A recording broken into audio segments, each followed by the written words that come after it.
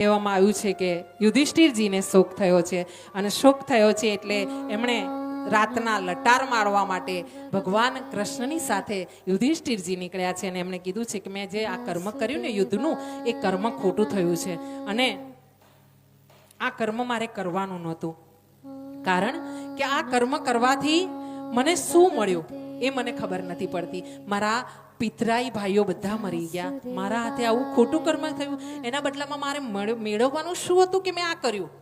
આમ જ્યાં મોટા મોટા ગુરુ, મોટા મોટા જે વિશ્વાસુ વ્યક્તિઓ હતા, જે સજ્જન વ્યક્તિઓ હતા જે મારી નજરમાં, એ બધાને મારા પરિવારના જનોને મેં માર્યા છે. આમ જ્યાં પ્રાર્થના કરી છે ભગવાનની સામે, પોતાના હૃદયની વેદનાને ઠાલવી છે ને. અને આ તમને એક પાછી વાત કરું, હૃદયની વેદના ઠાલવવી હોય ને તો કોઈ ભગવાનના મંદિરમાં, તમારા ઘરે તમારા ઈષ્ટ હોય એમાં કોઈ શ્રેષ્ઠ ગુરુ હોય તમારા, તો ત્યાં ઠાલવજો. હા, કોઈ પણ આડી અવરી જગ્યાએ જઈને તમારા મનની વાત બેનપણીઓને કે ઓળખીતાને કે ભાઈબંધોને ના કરશો, નહીતર એ ચાર જગ્યાએ તમારી વાત કરશે અને તમારો તમાશો થશે ને થશે. હા, એટલે જ્યારે પણ વેદના થાય ને હૃદયમાં, જઈને એને અરજી મૂકજો. એ તમારો હાથ પકડશે, એ તમારી વેદનાને દૂર કરશે જ, આ વિશ્વાસ સાથે એના ચરણોમાં જજો. અહીંયા આગળ જતા યુધિષ્ઠિરજીને શોક થયો છે. એમણે વિચાર કર્યો છે કે ચાલો આપણે આટો મારવા જઈએ. ત્યાં એમણે પોતાના હૃદયની વેદનાને ભગવાન કૃષ્ણના ચરણોમાં અર્પણ કરી છે.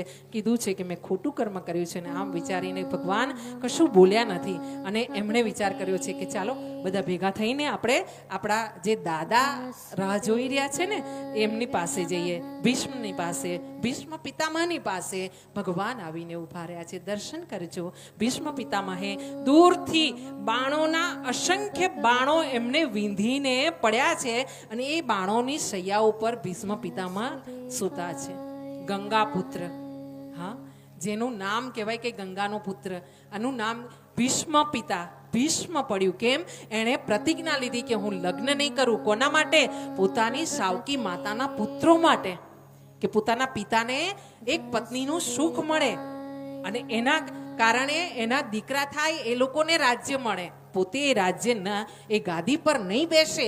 આવી ભીષ્મ પ્રતિજ્ઞા ભગવાન સિવાય કોણ કરી શકે? અને અહીંયા ગંગાનો પુત્ર એવો ભીષ્મ છે જેણે પ્રતિજ્ઞા કરી છે. અને ભગવાનની જ્યારે આમ નજર પડી છે કે દૂરથી પીળું પિતાંબર જોયું છે ભીષ્મ પિતામહે, આમ અધખુલી આંખોથી, અડધી બેભાન અવસ્થામાં જ્યાં આંખો ખુલી છે ને, અને આ જ્યાં અસંખ્ય તીરોની વેદના હતી ને એ આમ ચપટી વગાડતા ઉડી ગઈ છે. ભીષ્મ પિતામહને આનંદ થયો છે. પીળું પિતાંબર જોઈને એમના હૃદયમાં એક રોમમાં એક આનંદની લહેર નીકળી ગઈ છે. એમણે આંખોને વધારે ખોલી છે, નેત્રો ખોલીને દૂર જ્યાં ભગવાન પધારી રહ્યા છે એ તરફ નજર માંડી છે, સૂતા. અને જ્યાં ભગવાન એક એક પગલું આગળ વધી રહ્યા છે ને, તેમ બે હાથ જોડીને જય હો ગિરધારીની જય હો, ગોવિંદની જય હો, કૃષ્ણની જય હો, મનમોહનની જય હો, મુરલીવાળાની જય હો, આમ સૂતા ભીષ્મ પિતામહ ભગવાનની જય જયકાર કરી રહ્યા છે. અને આમ ભગવાનનો સ્વાગત કરી રહ્યા છે. પડ્યા મૃત્યુની શૈયા પર પડેલા વ્યક્તિને હંમેશા પોતાના ખરાબ કર્મ યાદ આવે છે.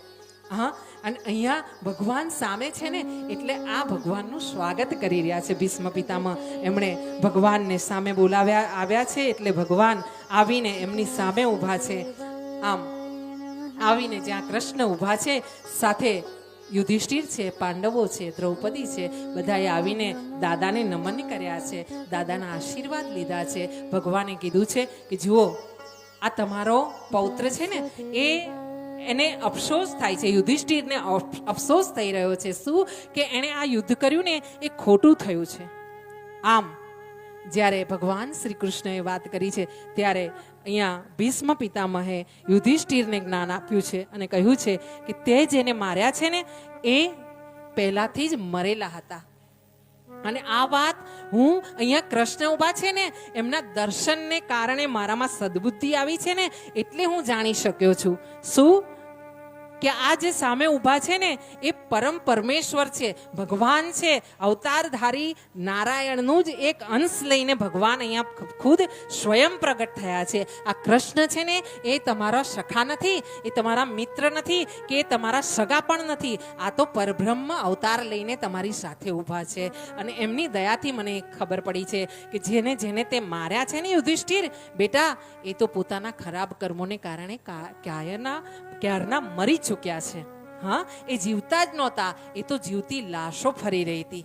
હા, અને જેણે જેણે દ્રૌપદીના ચીરહરણના દ્રશ્ય જોયા હોય એ જીવતા થોડા હોય?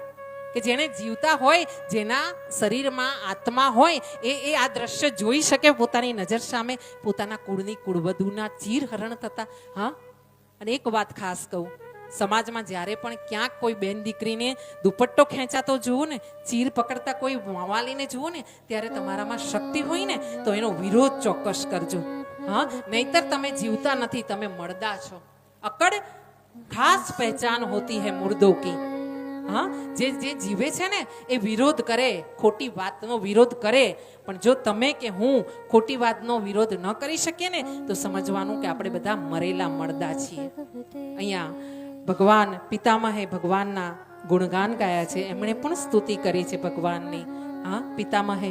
અને સ્તુતિ કરતા પહેલા યુધિષ્ઠિરને જ્ઞાન આપ્યું છે. ને આ રીતે જ્ઞાન જ્યારે આપ્યું છે ને ત્યારે કીધું છે કે બેટા, આ બધી બુદ્ધિ છે ને, સત્વ બુદ્ધિ, સજ્જન, રાજસ, તમસ ને આ જે બધા આપણા સંસ્કાર છે ને, આ જે બધા બુદ્ધિના વિચારો ને બધું આવે છે ને, એ બધું પ્રભુને આધીન છે. પ્રભુને ઈચ્છા હોય તો જ તમને સદબુદ્ધિ આવે, પ્રભુને ઈચ્છા હોય તો જ તમે આગળ વધી શકો. પ્રભુની ઈચ્છા હતી તો જ યુદ્ધ થયું છે. આમ જ્યારે સમજાવવામાં આવ્યું છે ત્યારે કીધું છે કે બુદ્ધિ તો ઈશ્વરને આધીન છે, ને સ્વયં ઈશ્વર એ કૃષ્ણ છે. પ્રજાની સેવા કરો, રામ રાજ્યનું સ્થાપન કરો, અને આરામથી તમારું જે પણ રાજ્યની ગાદી છે ને એના પર બેસીને પ્રજાનું ધ્યાન રાખો. પ્રજા તમારા પુત્ર સમાન છે અને તમે એના પિતા સમાન છો. આમ કરીને એમણે અહીંયા યુધિષ્ઠિરને સમજાવ્યા છે, સમજાવવામાં આવ્યા છે ને. એ પછી ભગવાને